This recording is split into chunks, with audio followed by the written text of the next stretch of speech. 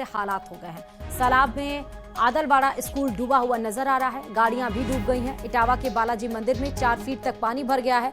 भारी बारिश में दूर दूर तक सुरक्षा इंतजाम की पोल खुलती हुई दिखाई पड़ रही है।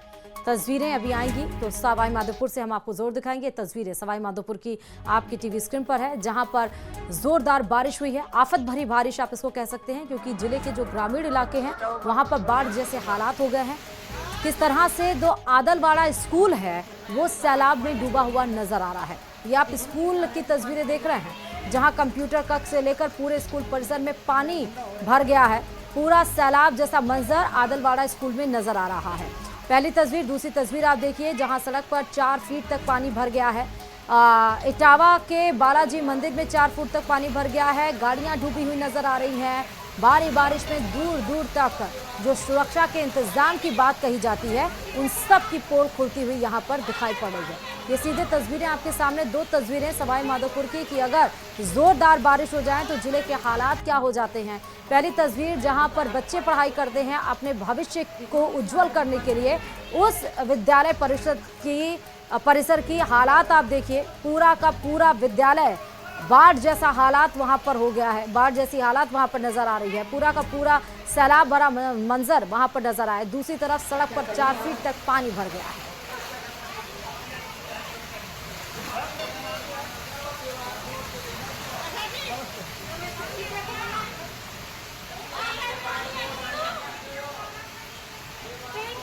देखिए किस तरह से बारिश में श्रद्धालु फंस गए हैं, किस तरह बारिश में श्रद्धालु फंस गए हैं, उसकी तस्वीरें भी आपको नजर आ रही होंगी सवाई माधोपुर की।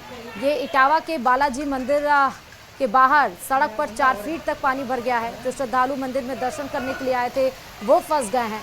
कमर तक उनके पानी नजर आ रहा है। गाड़ियां डूबी सड़कों पर नजर आ रही हैं। विद्यालय परिसर डूबा हुआ नजर आ रहा है। सैलाब जैसा मंजर सवाई माधोपुर जिले में नजर आ रहा है।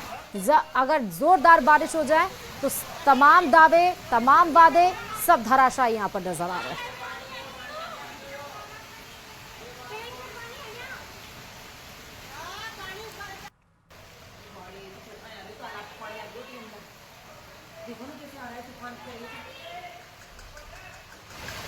और चलिए अब बात दौसा से बड़ी खबर की कर लेते हैं। स्वर्गीय राजेश पायलट कॉलेज लालसोट में मजार मिली है। कॉलेज परिसर में एक चबूतरे पर बना रखी थी यहाँ पर मजार। कॉलेज प्रशासन ने चबूतरे और मजार को हटाया है।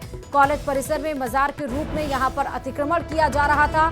संभवतः रात के समय में ये मजार बनाई गई थी। अब कॉलेज प्रशासन ने मजार को हटाकर कॉलेज परिसर का समती कलर कर दिया है। सीधे तस्वीरें आपके सामने हैं। ज्यादा जानकारी के साथ संवाददाता आशीष इस खबर पर जुड़ चुके हैं। आशीष, पहले मजार बनाई गई, अब समती कलर किया गया है, क्या कुछ है ये मामला? पूरा मामला है और कॉलेज कैंपस में ही एक चबूतरा था और चबूतरे के ऊपर मजार बना रखी थी। पिछले दिनों जयपुर में जिस तरह का मामला आया महारानी कॉलेज में, उसके बाद में दौसा में भी ये एक मामला सामने आया है और जिसमें मजार थी। तो आज कॉलेज प्रशासन ने अपने स्तर पर ही इस अतिक्रमण को हटाया है और इसको अतिक्रमण मानते हुए जो चबूतरा है और जो मजार है उसको जेसीबी के जरिए हटाकर पूरे जो कॉलेज परिसर है उसको समतलीकरण करा दिया है पूरे। और अब वहां से पूरी तरह जो चबूतरा था और जो मजार थी उसको हटा दिया गया है।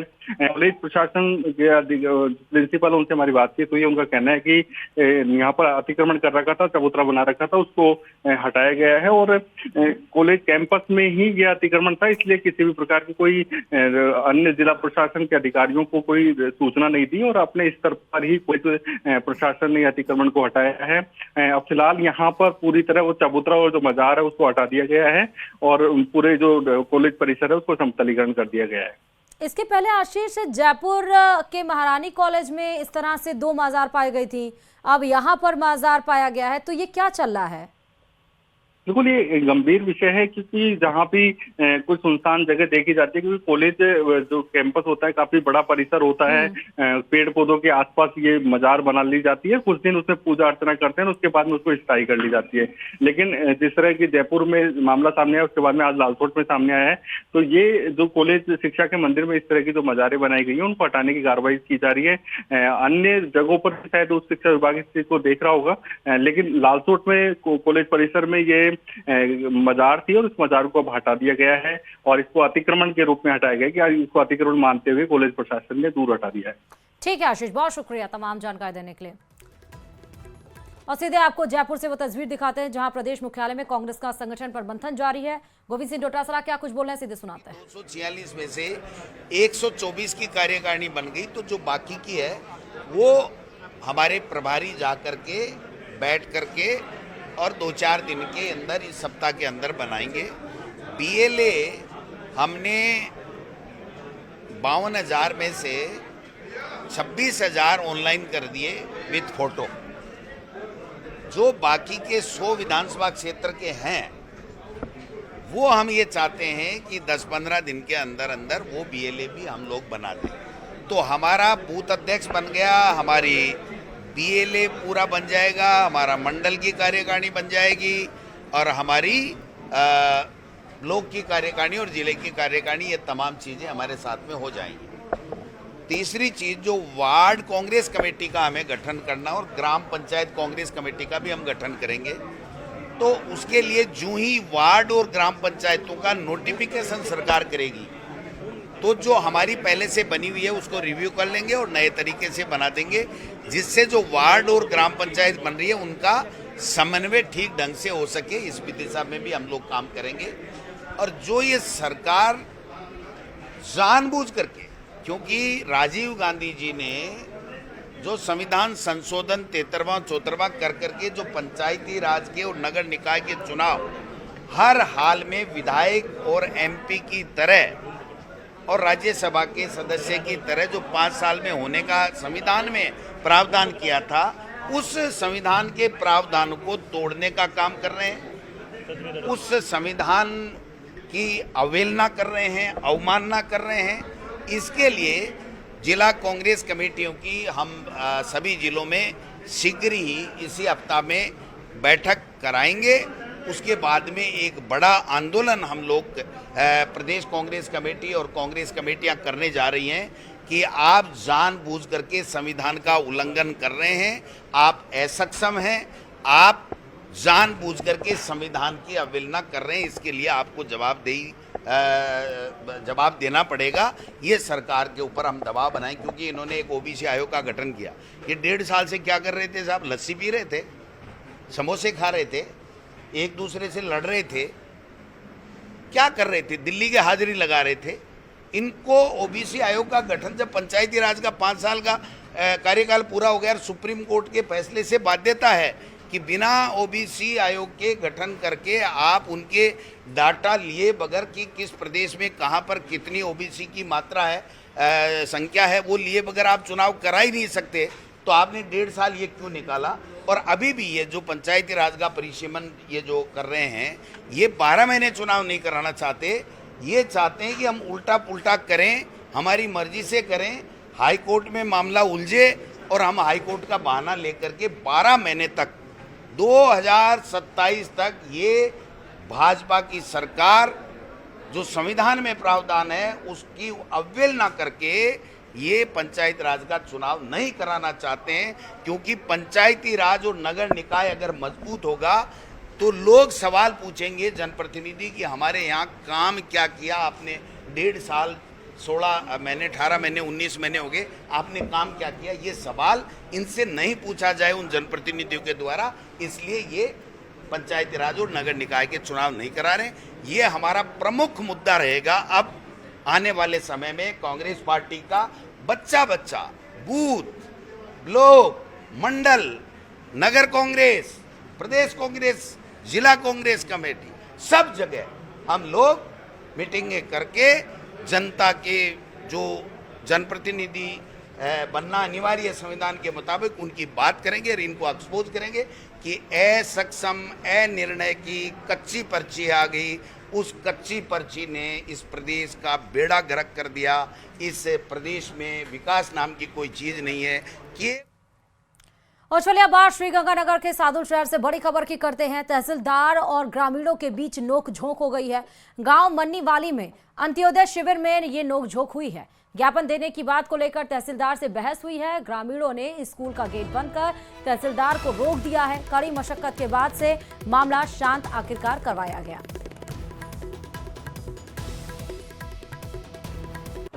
श्रीगंगानगर के सादुल शहर से ये बड़ी तस्वीरें आपको दिखा रहे हैं। तहसीलदार और ग्रामीणों के बीच नोकझोंक की।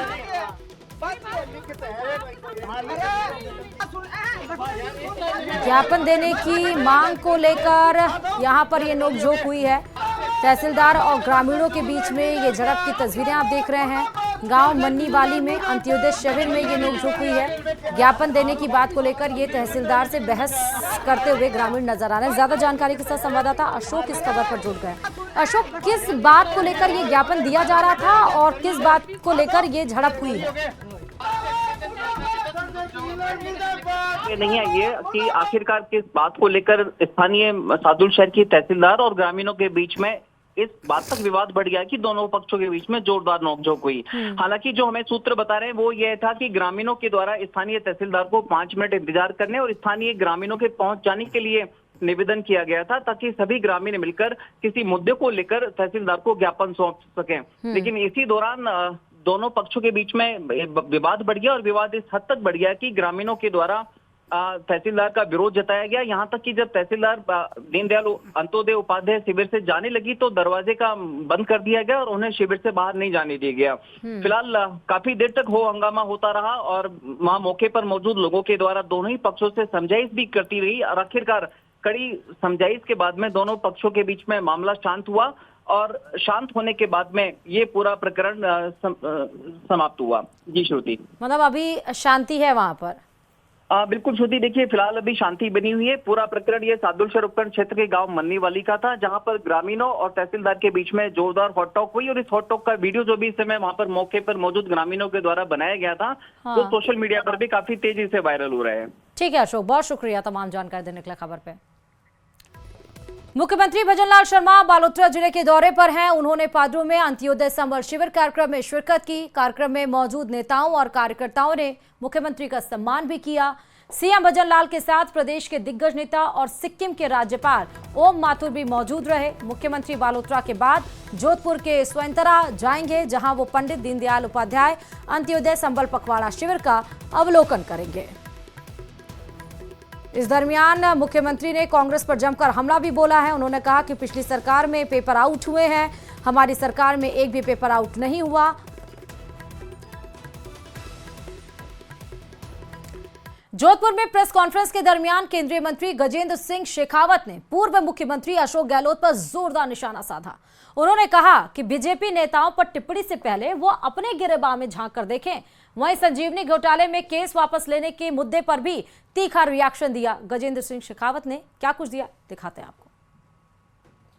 देखिए, किसी व्यक्ति इंडिविजुअल की टिप्पणी के आधार पर वो टिप्पणी सरकार का या पार्टी का मंतव्य है ऐसा स्थापित करने की कुचेष्टा अशोक गहलोत साहब पहले से करते रहे, लेकिन ये करने से पहले वो अपनी पार्टी में अपने लोगों ने किस तरह के वक्तव्य दिए पहले उसकी चिंता करें। वो ये न भूलें कि वो ये उस पार्टी के उन्हीं की पार्टी के मुख्य प्रधानमंत्री जो 10 साल तक प्रधानमंत्री थे, उन्होंने भरे मंच पर खड़े होकर के ये कहा था कि देश के संसाधनों पर पहला अधिकार जो है वो अल्पसंख्यकों का है। अपने गिरेबान में झांक करके देखिए, उसके बाद दूसरों पर टिप्पणी कीजिए। पर केस वापस क्यों लेना चाहिए? शायद गहलोत साहब बहुत सहजता के साथ में अपनी राजनीतिक महत्वाकांक्षा जिसकी पूर्ति वो करना चाहते थे और जिसमें वो पूरी तरह से विफल रहे, वो उसको बहुत आसानी से एक राजनीतिक स्टेटमेंट सोच करके भुला सकते हैं। मेरे लिए पेनफुल वो स्टेटमेंट इसीलिए था, इसी सर्किट हाउस के बाहर खड़े होकर के उन्होंने मेरी दिवंगत मां के लिए टिप्पणी की थी, जो कभी वापस आकर के इस जीवन में इस दुनिया में आकर के वापस अपने आप का स्पष्टीकरण नहीं दे पाएगी। मेरी मां के प्रति जो उन्होंने अपराध किया उसके लिए वो क्षमा करना चाहते हैं, और वो भी मीडिया के थ्रू मुझे संदेश भेज करके। मुझे लगता है कि इससे ओछी सोच और मानसिकता नहीं हो सकती। चलिए बात जालौर से बड़ी खबर की, जहां नकल मामले में पुलिस का एक्शन देखने को मिला। पुलिस ने इनामी आरोपी को अरेस्ट कर लिया है। गणपत लाल पर 50,000 का इनाम था। पुलिस ने सांचौर के करेला से इसको अरेस्ट किया है। कई मामलों में एसओजी और पुलिस अभी भी तलाश कर रही थी। मतलब कई मामलों में उसकी तलाशी एसओजी और पुलिस के द्वारा की जा रही थी, लेकिन अब ये पुलिस की गिरफ्त में आया है। तस्वीरें आपके सामने हैं जिसके बारे में हम आपको बता रहे हैं। नकल मामले में पुलिस का एक्शन देखने को मिला है। पुलिस ने इनामी बदमाश को गिरफ्तार कर लिया। 50,000 का ये इनामी था।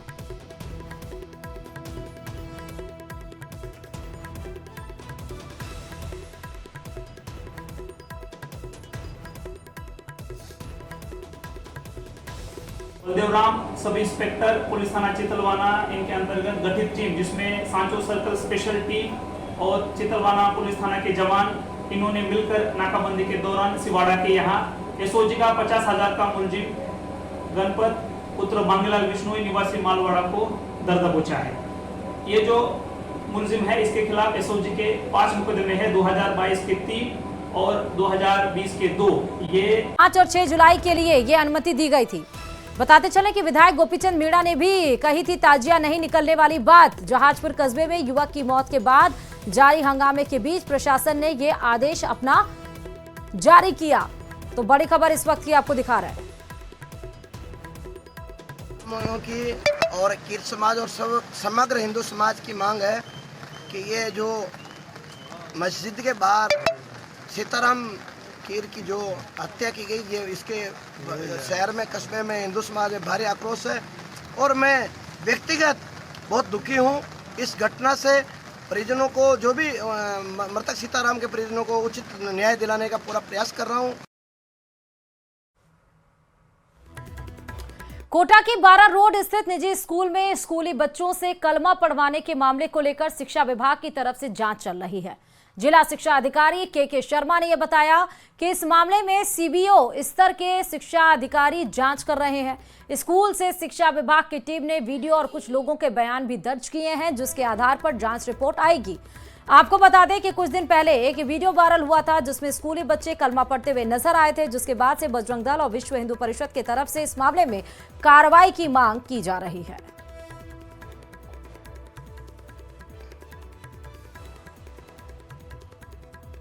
देखिए, हमारे पास एक सूचना प्राप्त हुई थी। एक वीडियो मेरे पास ही आया था, बख्शी स्प्रिंग गर्ल्स का आया था और मैंने स्वतः इस बात में संज्ञान लेते हुए और सीबीओ कोटा शहर को जांच के लिए आदेशित कर दिया है और सीबीओ कोटा शहर के द्वारा जांच की जा रही है। जांच रिपोर्ट प्राप्त होने पर उसका विश्लेषण किया जाएगा और उसके बाद यदि हमें कोई लगता है कि उसके अंतर्गत कहीं कोई किसी प्रकार की इनकी कोई गलत इस तरह की बातें हैं, उसमें शुरू हमारे द्वारा संज्ञान लिया जाएगा। और चलिए श्रीगंगानगर से खबर बता रहे हैं। श्रीगंगानगर के घरसाना पुलिस थाने में मृतक बग्गा सिंह के परिजनों और ग्रामीणों के अनिश्चितकाल धरने का आज तीसरा दिन है। मृतक बग्गा सिंह के परिजन और ग्रामीण हत्या के नामजद 5 आरोपियों की गिरफ्तारी की मांग को लेकर धरना दे रहे हैं और आरोपियों की गिरफ्तारी नहीं होने तक शव का पोस्टमार्टम करवाने से इनकार किया है। श्रीगंगानगर की घरसाना पुलिस थाने में धरना दे रहे परिजन और ग्रामीणों का कहना है कि पूरे मामले में पुलिस लीपापोती कर रही है और शुरू से ही पुलिस की कार्य प्रणाली संदिग्ध रही है।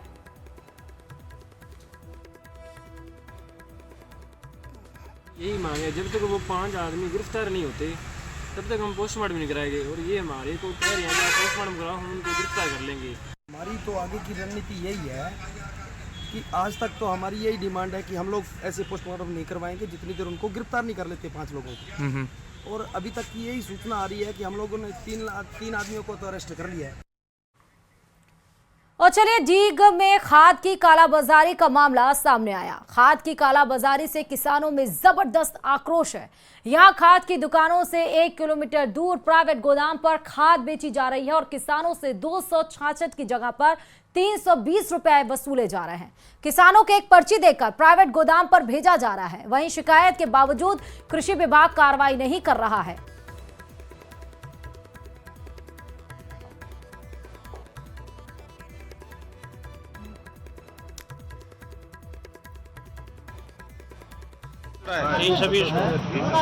सरकारी रेट तो 270 रुपए है इसकी।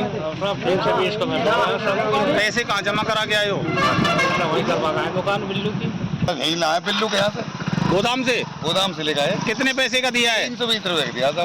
अंदर विलेज सामोली तहसील कठुमर के पास है। पास है जो कठुमर के पास जी। इस कट्टे की फ्रंट रेट जी 280 है, 266 रुपये 50 पैसे है। हाँ, और इसको ब्लैक में 350 320 का दे रहे हैं।